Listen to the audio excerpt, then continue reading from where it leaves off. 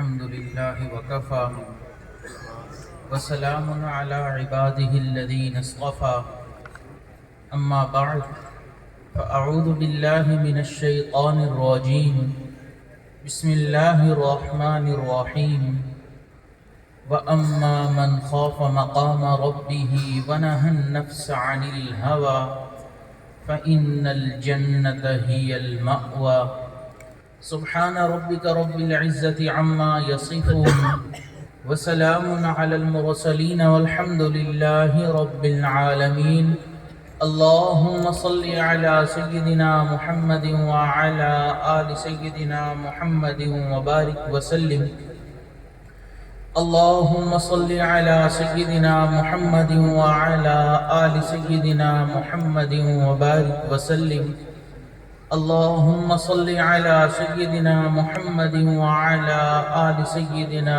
محمد وبارك وسلم۔ انسان درخت نہیں کہ کھڑا رہے، پتھر نہیں کہ پڑا رہے، یہ تو اشرف المخلوقات ہے، اسے چاہیے کہ یاد الہی میں لگا رہے۔ مقصد زندگی اللہ رب العزت کی بندگی اور مقصد حیات اللہ رب العزت کی یاد ہے۔ اللہ رب العزت نے انسان کو اس دنیا میں ایک مقصد دے کر بھیجا ہے، اور وہ مقصد یہ ہے کہ میرے بندو، اس دنیا میں نفس تمہیں بھٹکائے گا، شیطان بہکائے گا، لیکن تمہیں میرے کسی حکم کی نافرمانی نہیں کرنی۔ ایسا کوئی عمل نہیں کرنا جس سے میں رب ذوالجلال تمہارے اوپر جلال میں آ جاؤں۔ یہ ہمارا مقصد زندگی، کہ ہم نے ہر لمحہ، ہر قدم ایسے اعمال کرنے ہیں جو اللہ رب العزت کو راضی کرنے والے ہیں، اور ایسے کاموں سے بچنا ہے جو اللہ رب العزت کو ناراض کرنے والے ہیں۔ یاد رکھیں، جو عمل اللہ رب العزت کو ناراض کرنے والا ہوتا ہے اس کو گناہ کہتے ہیں۔ یہ گناہ اللہ رب العزت کو انتہائی ناپسندیدہ ہوتا ہے۔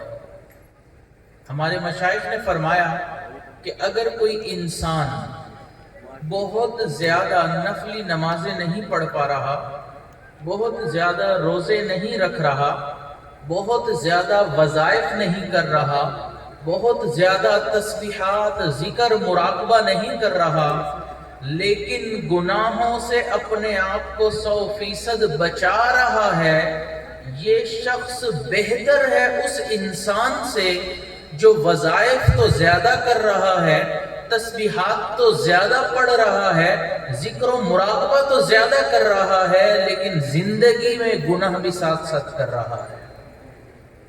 تو اس لیے یاد رکھیں، اگر انسان ایک چھٹانک محنت کرتا ہے نیک اعمال کرنے کے لیے، تو ایک من محنت کرنے کی ضرورت ہے گناہوں سے بچنے کے لیے۔ گناہوں سے بچنا یہ زیادہ ضروری عمل ہے، یہ بہتر عمل ہے۔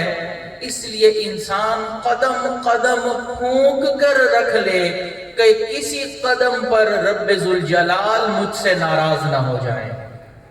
ایک بات ذہن میں رکھ لیں کہ جو انسان علم اور ارادے سے گناہوں کو کرنا چھوڑ دیتا ہے، اللہ رب العزت اس کی دعاؤں کو رد کرنا چھوڑ دیتے ہیں۔ آج ہم سوچتے ہیں کہ ہماری دعائیں قبول کیوں نہیں ہو رہی؟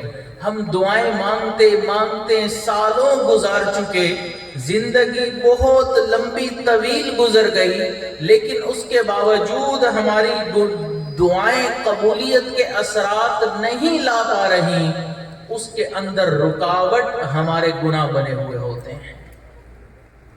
جب انسان صحیح معنوں میں انسان بن جاتا ہے تو پھر رب ذوالجلال اس انسان کی دعاؤں کو قبول فرما لیتے ہیں۔ لیکن ہم انسان ہی نہیں بنتے، ہم اپنے مقصد حقیقی کو ہی بھلا بیٹھے، جس کی وجہ سے ہماری دعائیں بھی پھر رد ہو جاتی ہیں۔ اللہ والے کسی اور دنیا سے اس دنیا میں نہیں آئے ہوتے، عام انسان ہوتے ہیں جیسے ہم انسان ہیں، وہ بھی یہی کھانا کھاتے ہیں، وہ بھی اسی دنیا میں رہتے ہیں، اسی گلی کوچ بازاروں میں ہی رہتے ہیں۔ ان کی دعائیں اس لیے قبول ہوتی ہیں کہ ان کی زندگی میں گناہ نہیں ہوتا۔ آج ہم جاتے ہیں کہ فلاں اللہ والے سے دعا کروا لیں، اس کی دعائیں قبول ہوں گی، فلاں سے دعا کروا لیں، اس کی دعائیں قبول ہوں گی۔ یہ مقام ہم بھی حاصل کر سکتے ہیں، ایک کام کرنا ہے، وہ یہ کہ انسان نے اپنی زندگی سے گناہوں کو باہر نکال پھینکنا ہے۔ جنت کو حاصل کرنا، اللہ کی رضا کو حاصل کرنا مشکل کام نہیں، فقط ایک قدم کا فاصلہ ہے۔ آپ حضرات ایک قدم اپنے نفس کے اوپر رکھ لیں، دوسرا قدم خود بخود جنت کے اندر ہوگا۔ بس ایک قدم ہم سے نہیں اٹھتا، ہم ایک قدم اٹھانے کی ہمت نہیں کر پاتے، جس کی وجہ سے اللہ تعالی ہماری دعاؤں کو قبول نہیں فرماتے۔ ایک بزرگ گزرے حضرت بابو جی عبداللہ رحمت اللہ علیہ، حضرت والد صاحب فرماتے ہیں کہ میں نے اپنی زندگی میں دیکھا کہ اللہ رب العزت نے ان کو وہ مقام عطا فرمایا، جو دعا مانگتے تھے ان کی وہ دعا قبول ہوتی تھی۔ فرماتے ہیں کہ اس حد تک قبول ہوتی تھی کہ ایک مرتبہ میں اپنے ساتھ اپنے 35 دوستوں کو لے کر گیا، اور میں نے جا کر حضرت سے کہا کہ حضرت یہ میرے ساتھ یونیورسٹی کے اندر پڑھنے والے لڑکے ہیں، ان کے لیے دعا فرما دیں کہ اللہ تعالیٰ ان کو اپنے محبوب کا دیدار عطا فرما دیں۔ حضرت بابو جی عبداللہ رحمت اللہ علیہ نے ہاتھ اٹھائے، ایک جملہ کہا، اللہ ان لوگوں کو اپنے محبوب کا دیدار عطا فرما۔ دعا ختم کر دی، کوئی لمبی چوڑی دعائیں نہیں، ایک ہی جملہ۔ حضرت والد صاحب فرماتے ہیں بعد میں کچھ لڑکوں نے پوچھا بھی صحیح کہ حضرت نے دعا تو کی نہیں، فقط ایک جملہ کہہ کر بھیج دیا۔ والد صاحب فرماتے ہیں میں نے کہا وہ ایک جملہ ہی کافی ہے۔ 3 دن گزرے، 3 دن کے اندر 35 کے 35 طلباء نے آ کر یہ بات کنفرم کر دی کہ ہمیں ان 3 دنوں میں نبی علیہ الصلوۃ والسلام کا دیدار نصیب ہو گیا ہے۔ یہ وہ لوگ تھے جن کی زندگی میں گناہ نہیں تھا۔ حضرت والد صاحب فرماتے ہیں مجھے ان کی صحبت میں، ان کی خدمت میں رہنے کا موقع مل گیا، میں ان کی خدمت کرتا تھا، ان کے صحبت میں رہتا تھا۔ پھر میں نے ایک سوال پوچھ لیا کہ حضرت یہ فرما دیں کہ اللہ رب العزت نے آپ کو یہ مقام کیسے دے دیا؟ آپ جو دعا مانگتے ہیں اللہ قبول فرماتے ہیں۔ تو حضرت بابو جی عبداللہ رحمت اللہ علیہ نے میری طرف دیکھا اور فرمانے لگے میں نے اپنے آقا کی کبھی نافرمانی نہیں کی۔ تو جس انسان کی زندگی سے گناہ ختم ہو جاتا ہے، پھر اللہ رب العزت اس انسان کی دعاؤں کو رد کرنا چھوڑ دیا کرتے ہیں۔ آج ہماری دعائیں ہمیں محسوس ہوتا ہے کہ آسمان سے نیچے رہ گئی، اس میں رکاوٹ ہمارے گناہ بنے ہوتے ہیں۔ اس لیے اس گناہ کو زندگی سے نکالنا ضروری، لازم ہے۔ اب یہ گناہ دل انسان کی زندگی سے کیسے نکلے؟ اس گناہ کو زندگی سے ختم کرنے کے لیے اللہ رب العزت کا خوف، اللہ رب العزت کا ڈر اور اللہ رب العزت کی خشیت دل کے اندر ہونا ضروری ہے۔ جب انسان کے دل میں کسی چیز کا خوف ہوتا ہے پھر انسان وہ عمل نہیں کرتا۔ آپ غور کریں، گھروں میں ہم دیکھتے ہیں کہ بچہ جب کوئی چیز توڑ دیتا ہے تو اس کو خوف ہوتا ہے کہ اب امی سزا دیں گی، ابو تھپڑ لگائیں گے۔ یہ خوف پھر اس کو باقی چیزوں کو توڑنے سے محفوظ رکھتا ہے۔ جب دل میں رب ذوالجلال کا خوف ہوگا پھر انسان وہ عمل کرتے ہوئے ڈرے گا کہ اس سے اللہ رب العزت ناراض ہو جائیں گے۔ لیکن آج دلوں میں اللہ کا خوف نہیں ہے۔ ہم اپنی دعاؤں میں اللہ کی محبت مانگتے ہیں، اللہ کی رحمت مانگتے ہیں، اللہ کی نعمتیں مانگتے ہیں، ہم جنت مانگتے ہیں۔ ہماری دعاؤں میں یہ دعا شامل نہیں ہوتی کہ اللہ اپنا خوف بھی عطا فرما دے۔ جب خوف ہی نہیں ہوگا پھر انسان نافرمانی کی زندگی گزارتا چلا جائے گا. آپ اندازہ لگائیں کہ جب ہم کوئی گناہ کرنے لگتے ہیں ہم ان تمام دروازوں کو بند کر لیتے ہیں جس سے کوئی چھوٹا سا بچہ بھی دیکھ رہا ہوتا ہے، کیونکہ اس چھوٹے بچے کا خوف ہمارے دل میں ہوتا ہے کہ کہیں وہ بچہ دیکھ نہ لے، دوسروں کو بتا نہ دے. اس وجہ سے وہ تمام دروازے بند کر لیتے ہیں جس سے مخلوق دیکھتی ہے، لیکن اس دروازے کو بند نہیں کرتے جس سے رب ذوالجلال دیکھتے ہیں.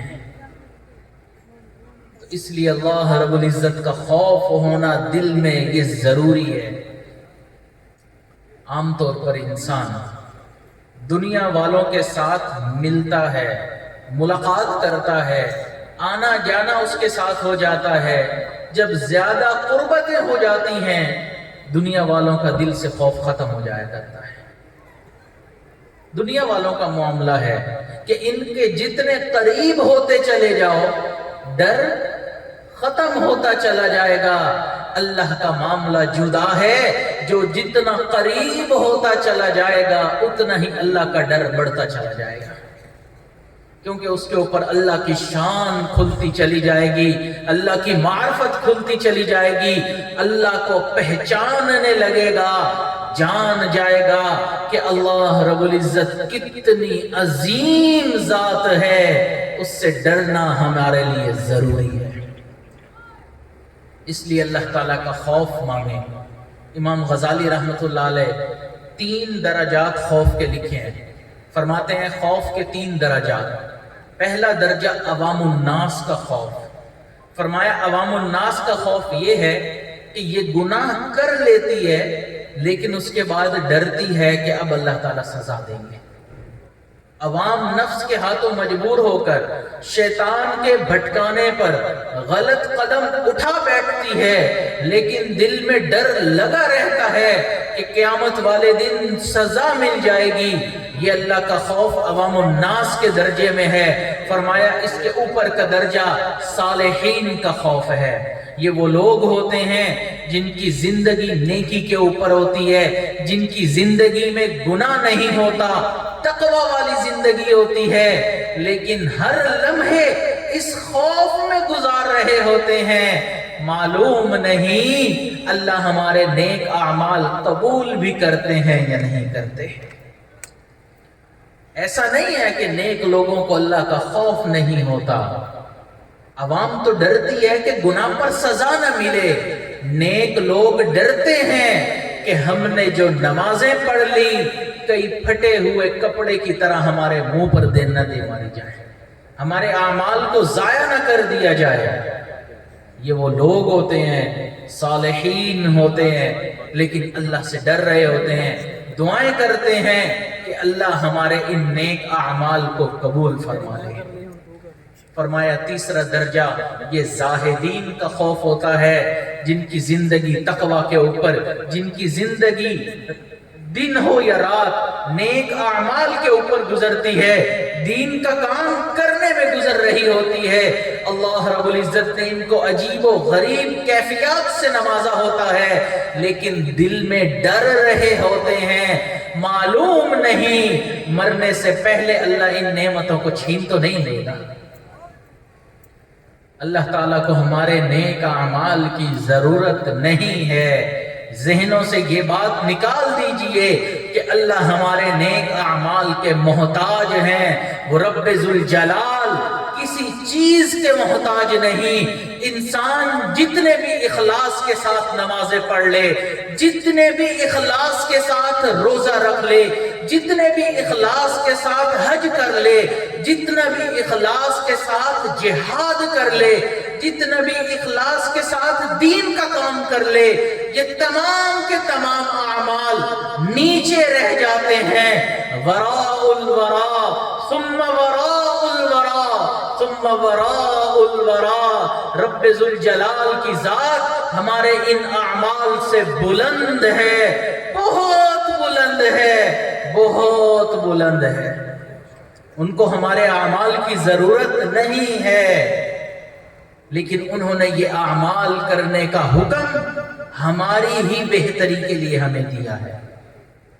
ایسا نہیں ہے کہ اللہ محتاج ہے ہماری نمازوں کے، ہم نمازیں نہیں پڑھیں گے تو نعوذ باللہ کوئی اللہ کی شان میں کمی آ جائے گی، اللہ کے ملک میں کمی آ جائے گی، پوری انسانیت فرعون کی طرح بن جائے، اللہ کی شان میں ذرہ برابر کمی نہیں آئے گی، پوری انسانیت صدیق اکبر کی طرح بن جائے، اللہ کی شان میں ذرہ برابر اضافہ نہیں ہوگا۔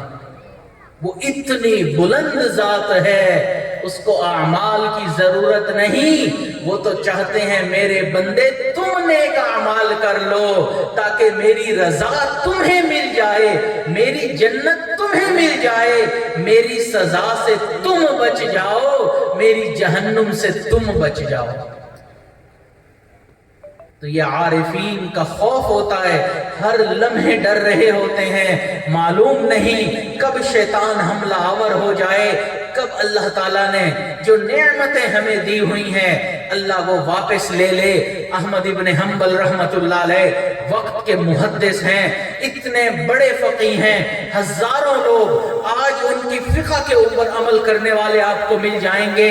آخری وقت آ گیا، طلباء ان کے قریب میں بیٹھے ہوئے ہیں، کلمے کی تلقین کر رہے ہیں کہ لا الہ الا اللہ محمد الرسول اللہ، لیکن امام احمد ابن حنبل رحمت اللہ علیہ کی زبان سے فقط ایک ہی لفظ نکل رہا ہے، لا لا، آگے پڑھ نہیں پا رہے۔ شاگرد حیران ہو گئے کہ حضرت کلمہ کیوں نہیں پڑھ رہے؟ تھوڑی دیر کے بعد نزع کی کیفیت ختم ہو گئی، جب طبیعت میں بحالی آ گئی، شاگردوں نے کہا حضرت ہم آپ کو کلمہ پڑھا رہے تھے، آپ کلمہ پڑھ نہیں پا رہے تھے، آپ فقط اتنا کہتے تھے لا، اس کے آگے کچھ نہیں پڑھ رہے تھے۔ معاملہ کیا تھا، ماجرا کیا تھا؟ حضرت نے فرمایا تمہیں تو کچھ نظر نہیں آ رہا تھا، لیکن شیطان میرے سامنے آ گیا، آ کے کہنے لگا احمد ابن حنبل تو دنیا سے ایمان بچا کر جا رہا ہے۔ میں کہہ رہا تھا لا نہیں، جب تک آخری سانس بھی نہیں نکل جاتا میں تیرے کسی بھی داؤ سے محفوظ نہیں ہوں۔ انسان کا داؤ کب، انسان کے اوپر شیطان کا داؤ کب چل جائے، کب اس کو پچھاڑ دے، انسان کو نہیں پتا۔ محبوب صلی اللہ علیہ وسلم نے ارشاد فرمایا کہ انسان نیک اعمال کے اوپر زندگی گزارتا ہے، دین کے اوپر زندگی گزارتا ہے، حتیٰ کہ جنت سے ایک بالشت کے فاصلے پر رہ جاتا ہے، رب ذوالجلال کی تقدیر غالب آ جاتی ہے، اللہ تعالیٰ اس کو جنت کی بجائے جہنم کے اندر ڈال دیا کرتے ہیں۔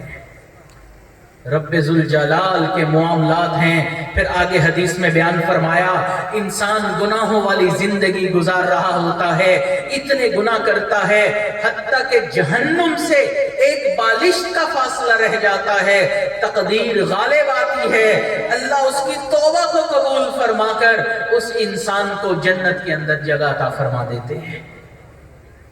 تو اس لیے اس خوشی کے اندر نہ رہیں کہ ہم نیک اعمال کرنے والے ہیں، ہم کلمہ پڑھنے والے ہیں، اللہ تعالیٰ کو ہمارے اعمال کی ضرورت نہیں ہے، وہ تو رب ذوالجلال رحمتوں والے مالک ہیں، وہ تو خوش ہو کر ہی بندے کی مغفرت فرما دیتے ہیں۔ اللہ کے خوف سے ہم کسی بھی وقت یہ نہیں کہہ سکتے کہ ہمیں اللہ کا خوف نہیں چاہیے۔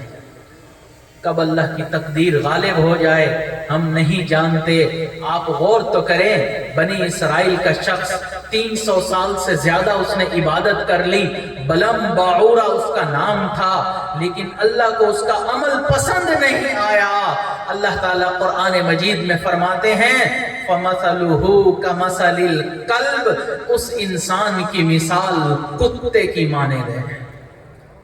300 سال عبادت کر لی، اللہ نے قبول نہیں کیا۔ شیطان کی مثال آپ کے سامنے ہے، زمین کا کون سا چپا جہاں اس نے سجدہ نہیں کیا، حتیٰ کہ طاؤس الملائکہ کے مقام پر فائز ہو گیا، فرشتوں کا سردار بنا دیا گیا۔ اللہ کو عمل پسند نہیں آئے، اللہ نے اس کو اپنے دربار سے باہر نکال کر قیامت تک کے لیے ذلیل و خوار کر دیا۔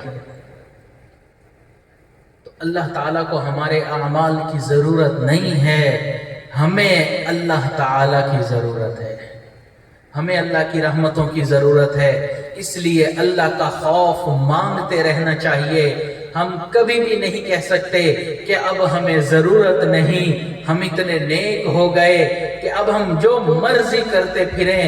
جب تک انسان دین کے اوپر رہ کر کلمے کے اوپر موت نہیں آ جاتی، کسی بھی وقت امن میں نہیں ہے۔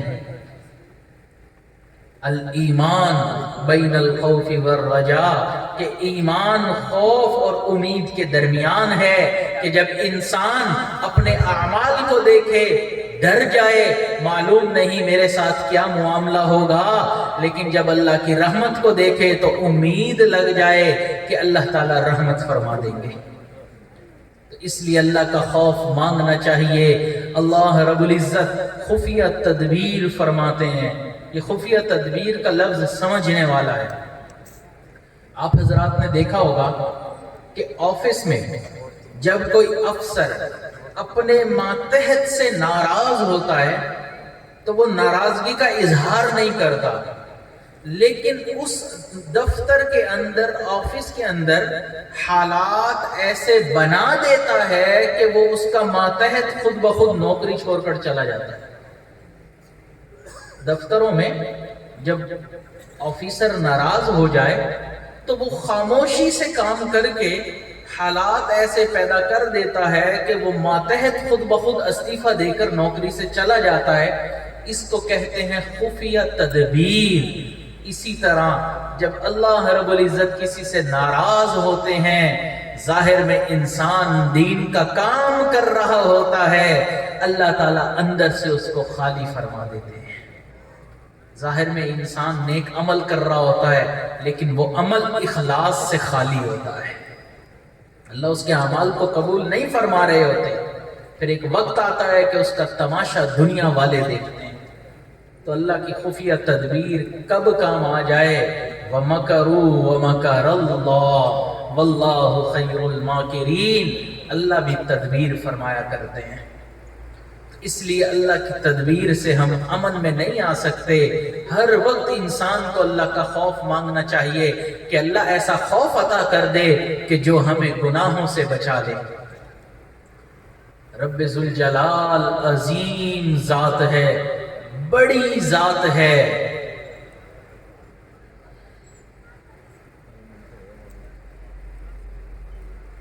مصر کا ایک مؤذن تھا، اس زمانے میں لاؤڈ سپیکر تھے نہیں، تو مسجد کا جو مینارہ تھا اس کے اوپر چڑھ کر انسان کو اذان دینی پڑتی تھی، تاکہ مختلف قریب جو گھر ہیں جہاں تک آواز جا سکتی ہے چلی جائے۔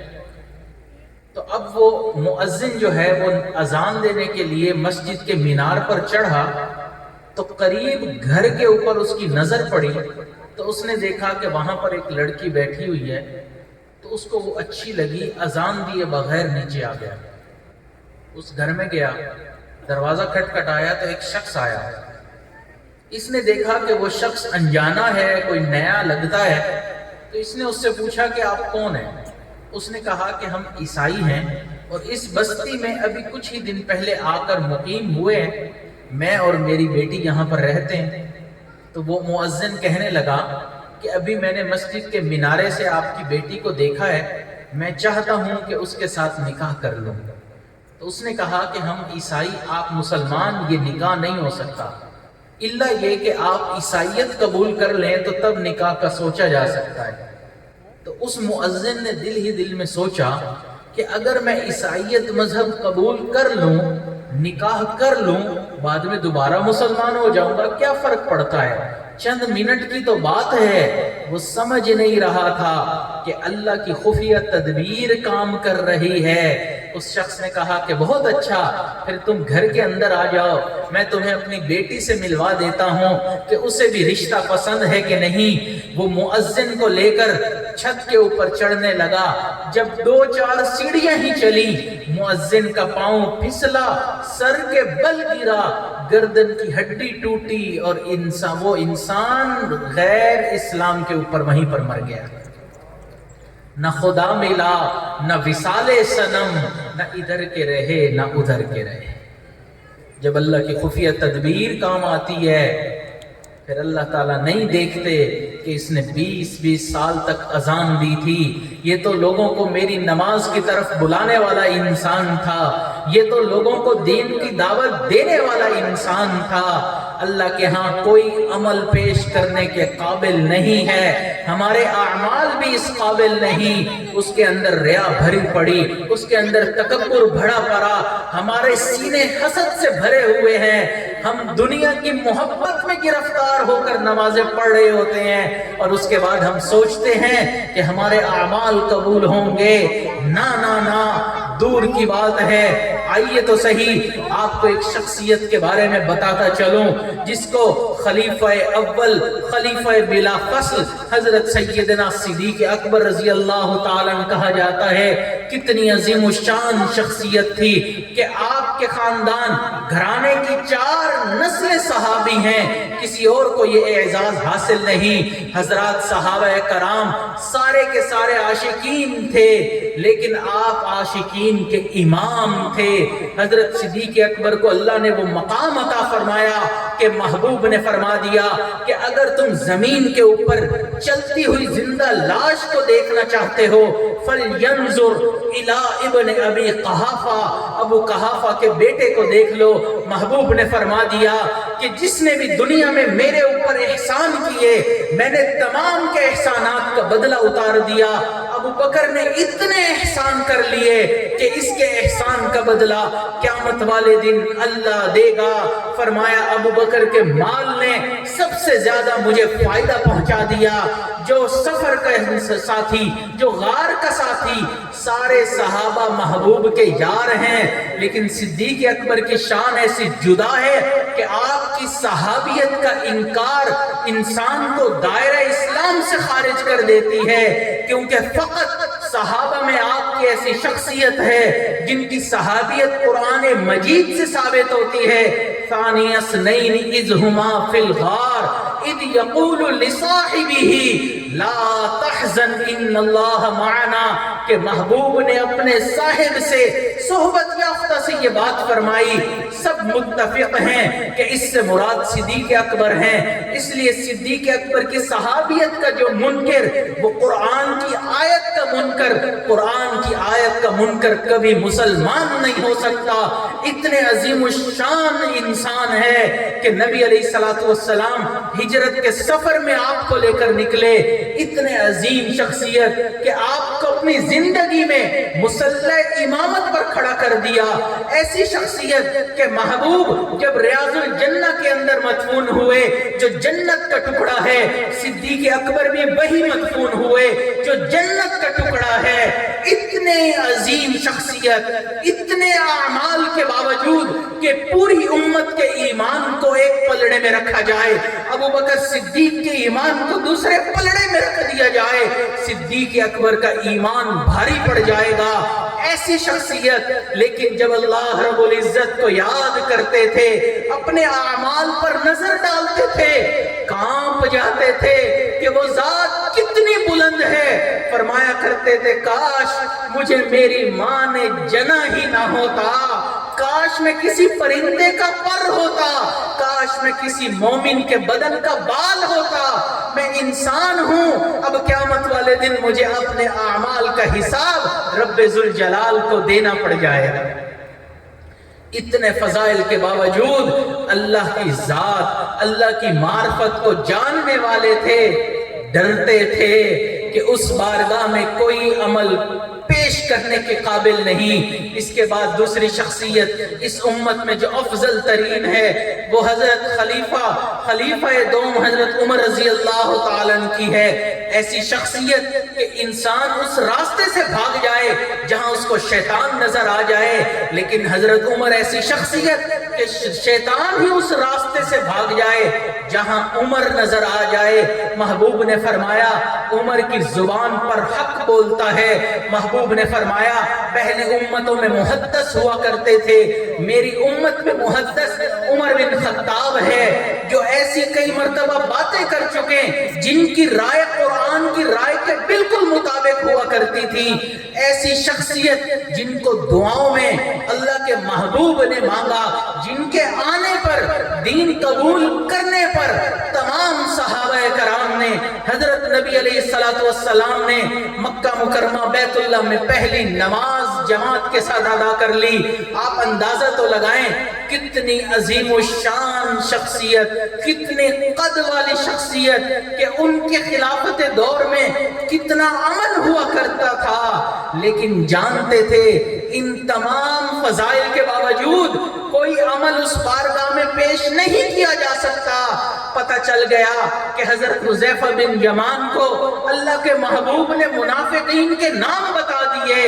ایک مرتبہ حضرت حذیفہ کے پاس پہنچ گئے، فرمانے لگے حضرت عمر رضی اللہ تعالیٰ عنہ، حذیفہ میں جانتا ہوں اللہ کے محبوب نے آپ کو منافقین کے نام بتائے ہیں، یہ بھی جانتا ہوں آگے بتانے سے منع کر دیا، میں آپ سے منافقین کے نام تو نہیں پوچھتا، حذیفہ اتنا بتا دو ان منافقین میں عمر کا نام تو شامل نہیں ہے۔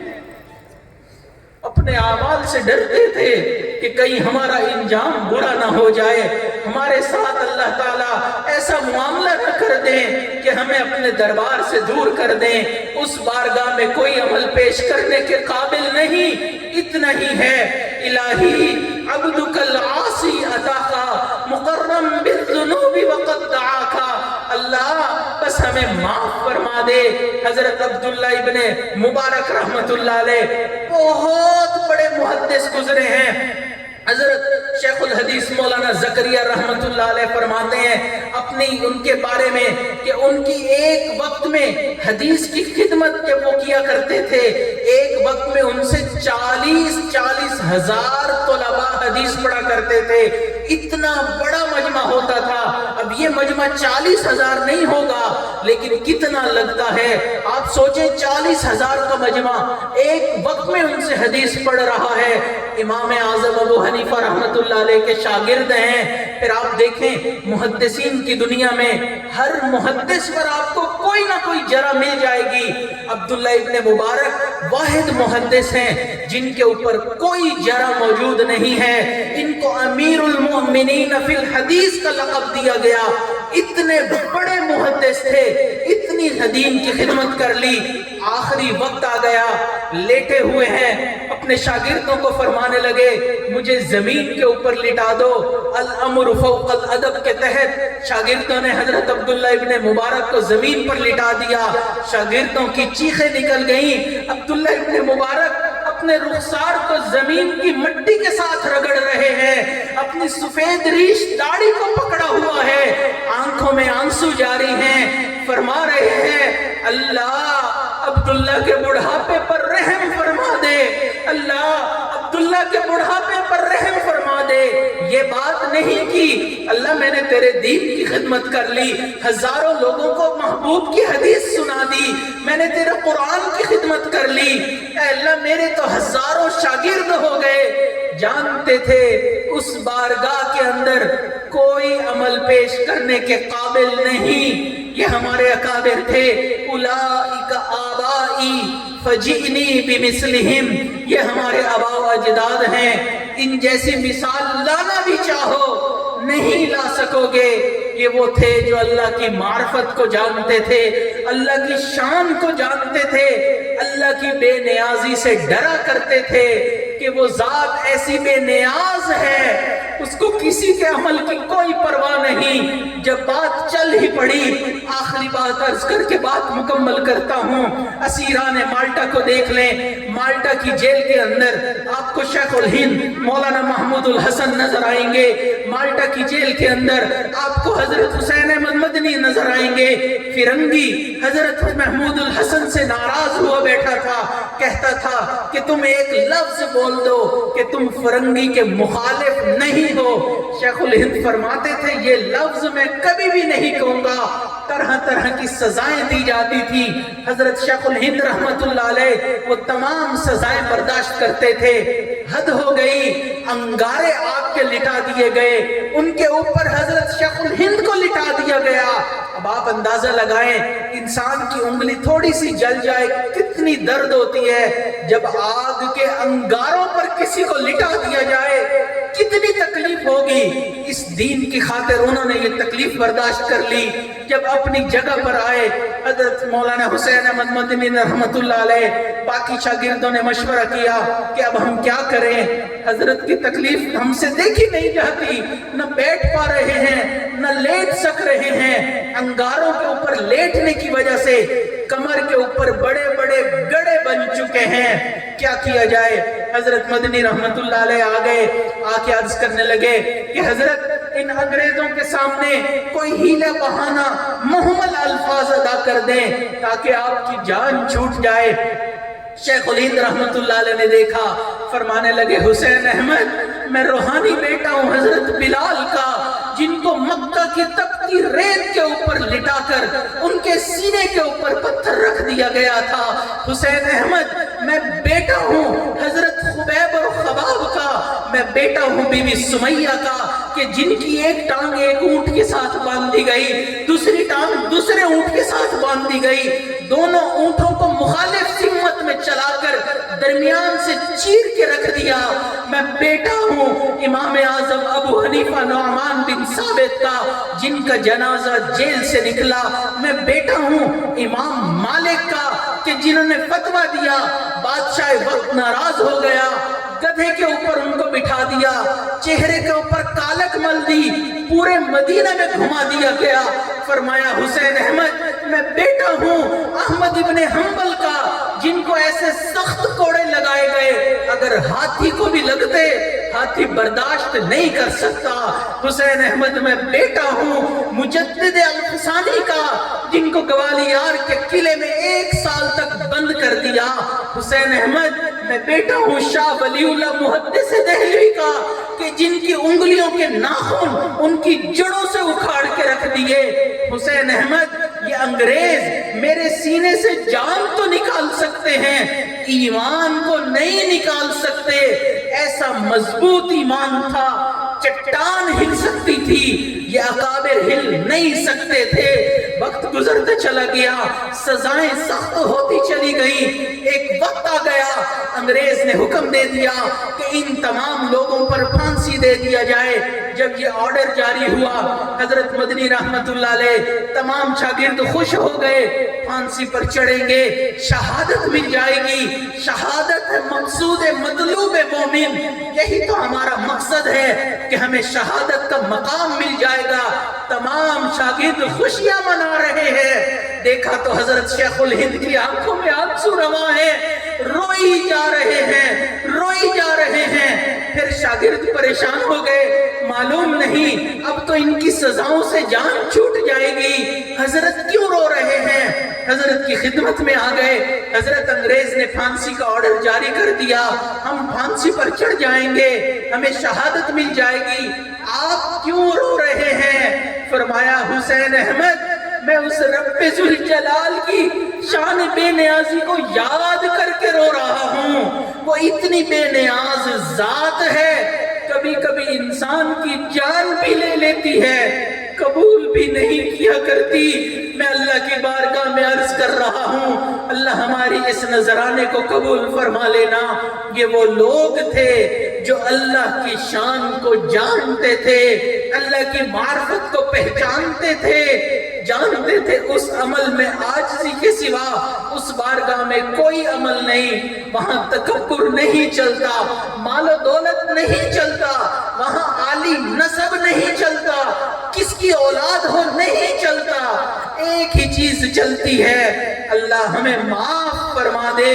اس لیے آپ تمام حضرات سے یہی دعا ہے، یہی درخواست ہے کہ جب بھی دعا مانگیں جہاں اللہ کی محبت مانگیں وہیں اللہ کا خوف بھی مانگے، تاکہ اللہ تعالیٰ اس خوف کے ذریعے ہمارے لیے گناہوں سے بچنا آسان فرما دے۔ دعا ہے کہ اللہ تعالیٰ آپ تمام حضرات کا یہاں پر آنا قبول فرمائے۔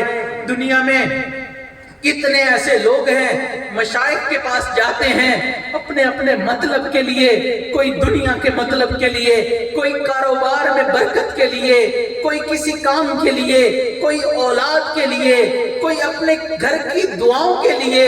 کاش ہم اپنی نیتوں کا درست کر لیں، ان مشائخ کے پاس اس لیے آئے کہ آپ ہمیں وہ طریقہ بتا دیں کہ جن سے اللہ ہم سے راضی ہو جائے۔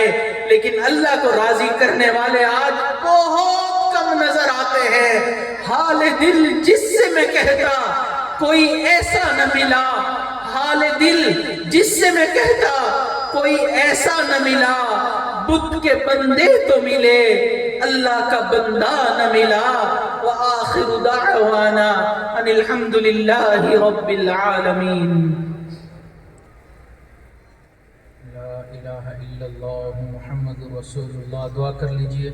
سبحان ربی الاعلی الوہاب، اللہم صلی علی سیدنا محمد وعلی آل سیدنا محمد وبارک وسلم۔ ربنا آتنا فی الدنیا حسنة وفی الآخرة حسنة وقنا عذاب النار۔ ربنا لا تزغ قلوبنا بعد إذ هديتنا وهب لنا من لدنك رحمة إنك أنت الوهاب۔ اے اللہ ہم آپ کے عاجز و مسکین بندے اللہ آپ کے سامنے حاضر ہیں۔ اللہ ہماری حاضری کو قبول فرما، اللہ ہماری خطاؤں سے درگزر فرما، ہمارے عیبوں کی پردہ پوشی فرما۔ اللہ اپنے عشق کی آتش ہمارے سینوں میں پیدا فرما، ہمارے انگ انگ روئیں روئیں سے اپنے ذکر کو جاری فرما، ہڈی ہڈی بوٹی بوٹی میں اپنی یاد کو پیدا فرما۔ اللہ جو گناہ دن میں کیے معاف فرما، جو راتوں میں کیے معاف فرما، جو گناہ محفلوں میں کیے معاف فرما، جو گناہ تنہائیوں میں کیے معاف فرما۔ اللہ جو گناہ ہمیں یاد ہیں وہ بھی معاف فرما، جو گناہ کر کے بھول چکے ہیں وہ بھی معاف فرما۔ اے بے کسوں کے دستگیر، اے ٹوٹے دلوں کو تسلی دینے والے، اے خالی جھولیوں کو بھر دینے والے، اللہ ہم نے بھی دامن پھیلا رکھے ہیں، اللہ اپنی رحمت والا معاملہ فرما دیجئے۔ اللہ کبھی بھی اپنے در سے دور نہ فرمائیے، اللہ کبھی بھی نفس و شیطان کے حوالے نہ فرمائیے، اللہ کبھی بھی ناقدروں کے حوالے نہ فرمائیے۔ اللہ ہمیشہ اپنی سرپرستی والا معاملہ فرما۔ اللہ ہم نے دنیا میں دیکھا ہے اچھے لوگ بروں کے ساتھ اچھائی والا معاملہ کرتے ہیں، اللہ آپ اچھے ہیں ہم برے ہیں، اللہ ہمارے ساتھ اچھائی والا معاملہ فرما لیجئے۔ اللہ گھروں میں کمزور بچہ ہو، ماں باپ اس کا خیال زیادہ رکھتے ہیں، اس سے زیادہ محبت کا اظہار کرتے ہیں کہ یہ بچوں میں سب سے کمزور ہے۔ اللہ آپ کے اربوں خربوں بندے سب اعمال میں ہم سے بہتر، اللہ ہم سب سے اعمال میں کمزور گناہگار خطاکار بیٹھے ہیں، اللہ ہمارے اعمال کو نہ دیکھیے، اللہ گنبد خضرا کے مکین کو دیکھ لیجئے۔ اللہ آپ کے محبوب کی امت میں سے یہاں بیٹھے ہیں، اللہ رحم و کرم والا معاملہ فرما دیجئے۔ اللہ کبھی بھی اپنے در سے دور نہ فرمائیے، اللہ آپ کی محبت کے طالب ہیں، اللہ اپنی محبت عطا فرما دیجئے۔ اللہ آپ کی محبت کے بنا بھی کیا جینا، اللہ آپ کے بنا بھی کیا جینا۔ رب ذوالجلال آج ہم آپ سے آپ ہی کو مانگتے ہیں، اللہ ہمیں اپنی رحمت دے دیجئے، اپنی محبت دے دیجئے، اپنا در عطا فرما دیجئے، اپنا ڈر عطا فرما دیجئے، اپنی جنت عطا فرما دیجئے، اپنا خوف عطا فرما دیجئے، اپنی جہنم سے پناہ عطا فرما دیجئے، اللہ اپنی معرفت عطا فرما دیجئے، اللہ اپنا قرب نصیب فرما دیجئے، اللہ اپنے عشاق میں ہمیں شامل فرما لیجئے۔ اللہ آپ کے عشاق کتنے خوش نصیب ہیں، دن رات ایسے لمحے ہر وقت گزارتے ہیں کہ ان کے دل میں آپ کی محبتیں جوش مار رہی ہوتی ہے۔ اللہ ہمیں بھی اپنے ان عشاق میں شامل فرما لیجئے، اللہ کرم کا فیصلہ فرما، اللہ اپنی محبت کی نگاہ سے ہمیں دیکھ لیجئے، اللہ ایک مرتبہ اللہ محبت کی نظر سے دیکھ لیجئے، اللہ ایک مرتبہ اس مجمع کو محبت کی نظر سے دیکھ لیجئے۔ اللہ دور قریب سے جوان بوڑھے یہاں پر موجود ہیں، آپ کے محبوب نے فرمایا کہ سفید بالوں سے آپ کو حیا آتی ہے، اللہ مجمع میں کتنے سفید ریش بھی موجود ہیں، اللہ ان کے بالوں کی حیا فرما کر اللہ ایک مرتبہ محبت کی نظر سے دیکھ لیجئے۔ اللہ تیری ایک نگاہ کی بات ہے، میری زندگی کا سوال ہے، اللہ ایک مرتبہ محبت کی نظر سے دیکھ لیجئے۔ اللہ یہ دعا مانگتے ہوئے ڈر بھی لگ رہا ہے، آپ کی طرف سے یہ آواز نہ آ جائے، محبت کی نظر میں بلال پہ ڈالتا تھا، محبت کی نظر میں سمیہ پہ ڈالتا تھا۔ تم اپنے اعمال کو دیکھو، تمہارے اعمال اس قابل نہیں کہ تم پر محبت کی نظر ڈالی جا سکے۔ اللہ بیٹا جتنا بگڑا ہوا ہو، ماں کے دل میں اس کی محبت ہوتی ہے۔ ساری دنیا برائیاں کرتی پھرے، ماں پھر بھی کہتی ہے جیسے بھی ہے میرا بیٹا ہے۔ اللہ جیسے بھی ہیں آپ کے محبوب کے امتی ہیں، اللہ آپ اپنی ناراضگی کے دن ختم فرما دیجئے، اللہ ناراضگی ختم فرما دیجئے۔ اللہ آپ کو منانے کے لیے بیٹھے ہیں، عہد کر لیا کہ جب تک آپ کو راضی نہیں کر لیں گے اللہ چین سے نہیں بیٹھیں گے۔ اے دعا فریاد کر عرش بری کو تھام کے، اے خدا رخ پھیر دے اب گردش ایام کے۔ خلق کے راندے ہوئے دنیا کے ٹکرائے ہوئے آئے ہیں اب تیرے در پر ہاتھ پھیلائے ہوئے۔ حق پرستوں کی اگر کی تو نے دل جوئی نہیں، تانا دیں گے بت کے مسلم کا خدا کوئی نہیں۔ خار ہیں بدکار ہیں ڈوبے ہوئے ذلت میں ہیں، خار ہیں بدکار ہیں ڈوبے ہوئے ذلت میں ہیں، جو بھی ہیں آقا تیرے محبوب کی امت سے ہیں۔ اللہ جب آپ نے ہمیں اس کام میں اس میں پسند کر لیا کہ نہ چاہے ہمارے کسی عمل کے بغیر ہم نے اپنے محبوب کی امت میں شامل کر لیا، تو اللہ اب ہمیں قبول بھی فرما لیجئے۔ اللہ آپ اپنی محبت عطا فرما دیجئے، اللہ محبت کی ایک نظر سے دیکھ لیجئے، اللہ یقین آ جائے گا کہ آپ ہم سے محبت فرماتے ہیں۔ اللہ آپ ایک مرتبہ محبت کی نظر سے دیکھیں گے، اللہ گناہ معاف ہو جائیں گے، اللہ خطائیں معاف ہو جائیں گی، اللہ ہم جہنم سے بچ جائیں گے۔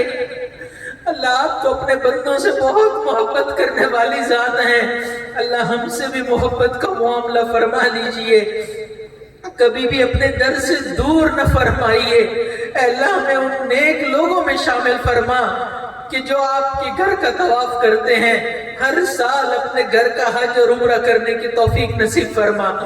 اللہ ان خوش نصیب لوگوں میں شامل فرما کہ جو احرام پہن کر یہ پکارتے ہیں لبیک اللہم لبیک، اللہ ان لوگوں میں ہمیں بھی شامل فرما جو آپ کے گھر کا طواف کرتے ہیں۔ اللہ ان لوگوں میں ہمیں بھی شامل فرما جو حجر اسود کا بوسہ دیتے ہیں، جو ملتزم پر چمٹ کر آپ سے راز و نیاز کی باتیں کرتے ہیں۔ اللہ جو مقام ابراہیم پر آپ کے سامنے اپنی پیشانی کو ٹکا کر اپنے گناہوں کی معافیاں مانگتے ہیں، اللہ جو آپ کے محبوب کے در پر حاضر ہو کر آپ کے محبوب پر سلام پڑھتے ہیں، اللہ ان لوگوں میں ہمیں بھی شامل فرما۔ اللہ اعمال نہیں ہے لیکن اللہ رحمت فرما دیجئے، اللہ کرم فرما دیجئے۔ اللہ جس طرح دنیا میں عزت و مالا معاملہ فرمایا، اللہ قیامت والے دن بھی عزتوں کے ساتھ کھڑا ہونا نصیب فرما۔ اللہ اگر آپ نے قیامت والے دن ہمارے نامہ اعمال کو کھول دیا، اللہ ہم کسی کو منہ دکھانے کے قابل نہیں رہیں گے۔ اللہ دنیا میں عزتوں کے ساتھ زندگی گزاری، اللہ پوری انسانیت کے سامنے کی ذلت برداشت نہیں کر سکیں گے۔ اللہ ہمارے نامہ اعمال میں سے گناہوں کو ختم کر دیجئے، کرم والے فیصلے فرما۔ اے اللہ آپ کے محبوب نے فرمایا قیامت والے دن کچھ لوگ ایسے ہوں گے کہ جب وہ کھڑے ہوں گے آپ ان کو دیکھ کر مسکرائیں گے، وہ آپ کو دیکھ کر مسکرائیں گے۔ اللہ ہم اس قابل نہیں، ہمارے اعمال بھی اس درجے کے نہیں، لیکن آپ کی رحمت کو دیکھتے ہوئے یہ دعا مانگتے ہیں کہ ہمیں ان لوگوں میں شامل فرما دیجئے کہ قیامت کا دن ہو، ہم آپ کے سامنے کھڑے ہوں، آپ ہمیں دیکھ کر مسکرا دیں، ہم آپ کو دیکھ کر مسکرا دیں، ایک آواز آ جائے یا ایتھا النفس المطمئنہ ارجعی الی ربک راضیۃ مرضیہ فادخلی فی عبادی وادخلی جنتی۔ اللہ ہمیں ان لوگوں میں شامل فرما دیجئے جن کے بارے میں آپ نے قرآن مجید میں ارشاد فرمایا وَسَقَاهُمْ رَبُّهُمْ شَرَابًا طَهُورًا۔ اللہ کتنے خوش نصیب ہیں جن کے بارے میں آپ فرماتے ہیں کہ میں رب ذوالجلال ان کو شراب طہور پلاؤں۔ اللہ ان لوگوں میں شامل فرما لیجئے جن کے بارے میں آپ نے فرمایا وَسَقَاهُمْ رَبُّهُمْ شَرَابًا طَهُورًا۔ اللہ کرم والا معاملہ فرما دیجئے۔ اللہ زندگی گناہوں میں گزرتی چلی جا رہی ہے، نہیں معلوم کہ زندگی کی کس موڑ پر زندگی کی شام ہو جائے۔ اللہ اس سے پہلے اپنی رضا عطا فرما دیجئے، اللہ اپنی رضا عطا فرما دیجئے، کرم والے فیصلے فرما دیجئے، اللہ رحمتوں والے فیصلے فرما دیجئے۔ اللہ ہم نہیں چاہتے کہ آپ کی کوئی بھی نافرمانی کرے۔ اللہ شیطان بدبخت پیچھے لگا ہوا ہے، نفس امارہ بن چکا ہے، اللہ وہ ہمیں راہ راست سے ہٹا دیتے ہیں۔ اللہ ان کے مقابلے میں ہماری مدد فرما دیجئے۔ اے اللہ دنیا میں ہم نے دیکھا کہ جب کمزور کسی طاقتور کے مقابلے میں آ جائے تو وہ اپنے مدد کے لیے اس سے بھی زیادہ طاقتور کو بلاتا ہے۔ اللہ ہم کمزور ہیں، شیطان طاقتور ہے، ہمیں نظر بھی نہیں آتا، ایسا دشمن ہے۔ اللہ اس کے مقابلے میں آپ کو مدد کے لیے پکارتے ہیں۔ اللہ آپ ہماری مدد فرما دیجئے، اللہ آپ ہماری مدد فرما دیجئے۔ اللہ امت مسلمہ کی جان مال عزت آبرو کی حفاظت فرما۔ اللہ امت مسلمہ زوال پذیر ہو چکی، اللہ امت مسلمہ کو عزت رفتہ نصیب فرما۔ اللہ پیدا ہوئے ہیں، امت میں زوال دیکھتے چلے آ رہے ہیں۔ سنا کرتے تھے کہ کبھی ہمیں دنیا میں عزتیں ملی تھی، ہمارے اکابر اور مشائخ کو عزتیں ملی تھی۔ اللہ ہمیں بھی وہ دن دکھا دیجئے کہ ہم بھی عزتوں کے ساتھ دنیا میں زندگی گزار دیں۔ اللہ آج تو مسلمان اتنا کمزور ہو گیا کہ دنیا کا کون سا پتھر ایسا ہے، کون سا درخت ایسا ہے جو یہ گواہی نہ دے کہ آج مسلمان کتنے مظلوم ہو گئے، کس پتھر پر مسلمانوں کا خون نہیں لگ چکا، کس درخت کی جڑوں نے مسلمانوں کے خون کو نہیں جذب کیا۔ اللہ کفار اتنے طاقتور ہو گئے کہ آپ کی زمین میں دندناتے پھر رہے ہیں، آپ کے محبوب کی امت کمزور ہو گئی۔ اپنا اللہ ہم جانتے ہیں ہمارے ہی اعمال برے ہیں، لیکن اللہ آپ امت مسلمہ کی مدد فرما دیجئے۔ اللہ ہم نے سنا ہے کہ غزوہ بدر میں جو فرشتے مسلمانوں کی مدد کے لیے اترے تھے آج بھی مسلمانوں کی مدد کے لیے دنیا میں موجود ہیں۔ اللہ ان فرشتوں کو بھیج دیجئے، اللہ مسلمانوں کی مدد کے لیے ان کو بھیج دیجئے۔ اللہ کرم والے فیصلے فرما، اللہ ہمارے اس پیارے ملک پاکستان کی حفاظت فرما۔ اللہ اس ملک کو دین کا قلعہ بنا، اللہ جو اس ملک کے دشمن ہیں ان کو ہدایت نصیب فرما، جن کی قسمت میں ہدایت نہیں چن چن کے دفع دور فرما۔ اللہ ملک مختلف بحرانوں کا شکار ہے، تمام بحرانوں سے ہماری حفاظت فرما، زمینی آسمانی ہر بلاؤں سے ہماری حفاظت فرما، اندرونی بیرونی سازشوں سے ہماری حفاظت فرما۔ حکمرانوں کو اللہ وقت کے مناسب اچھے فیصلے کرنے کی توفیق نصیب فرما، اللہ رعایا کے ساتھ بھلائی والا معاملہ کرنے کی توفیق نصیب فرما۔ اللہ کرم والے فیصلے فرما، اللہ ہمارے تینوں حرم کی حفاظت فرما، دعوت و تبلیغ کے کام کی حفاظت فرما، جہاں اللہ لاؤتی ہے ان خانقاہوں کی حفاظت فرما، مدارس عربیہ کی حفاظت فرما۔ اے اللہ مساجد کی حفاظت فرما، علماء حق کی حفاظت فرما۔ اللہ جتنے دور قریب سے لوگ یہاں موجود ہیں اللہ سب کی دلی نیک مرادوں کو پورا فرما۔ اللہ اس اجتماع کو اپنے ہاں شرف قبولیت عطا فرما۔ اللہ حضرت مفتی صاحب کی محنتوں کو قبول فرما، اللہ ان کی نسبتوں کو قبول فرما، اللہ ان کے فیض کو عالم کے کونے کونے تک پہنچا دیجئے۔ اللہ ہمارے شیخ اور والد اللہ ان کی صحت میں برکتیں عطا فرما، قدم قدم اپنی مدد شامل حال فرما۔ سر کے بالوں سے لے کر پاؤں کے ناخنوں تک اللہ جسم کے ہر عضو کو صحت کاملہ عاجلہ مستمرہ عطا فرما۔ اے اللہ ہر طرح کی سازشوں سے، دشمنوں سے ان کی حفاظت فرما۔ اے اللہ ان کے جتنے متعلقین ہیں سب کو اپنے محبین بندوں میں شامل فرما۔ اللہ ان کی قیامت تک آنے والے نسلوں کے ایمان کی حفاظت فرما۔ اللہ ان کی قیامت تک آنے والے نسلوں کے دین کی حفاظت فرما، ان کو اپنے دین کے لیے قبول فرما۔ اللہ اس ادارے کے فیض کو عالم کے کونے کونے تک پہنچا۔ اے اللہ اس کی جو بھی تعمیرات باقی ہیں اللہ اپنے غیبی خزانوں سے پورا فرما۔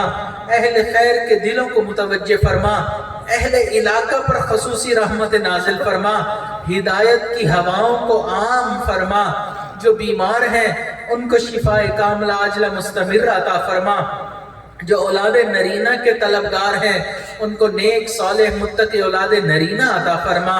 صاحب اولاد جو ہیں اللہ ان کے اولادوں کو نیکوکار بنا دیجئے۔ اے اللہ جن گھروں میں جوان بچے بچیاں موجود ہیں اللہ ان کے مستقبل کو روشن فرما، والدین کے لیے فرض ادا کرنے آسان فرما۔ اللہ آپ کے حبیب صلی اللہ علیہ وسلم جتنے آپ کے انبیاء نیک لوگ آئے انہوں نے جو خیریں مانگی وہ سب خیریں ہمیں بھی عطا فرما، جن شرور سے پناہ مانگی ہمیں بھی پناہ عطا فرما۔ قیامت والے دن اپنے محبوب کی شفاعت نصیب فرما، ان کے قدموں میں جگہ نصیب فرما، ان کے ہاتھوں حوض کوثر کا جام نصیب فرما۔ اللہ اپنے محبوب کے ساتھ جنت میں پڑوس نصیب فرما۔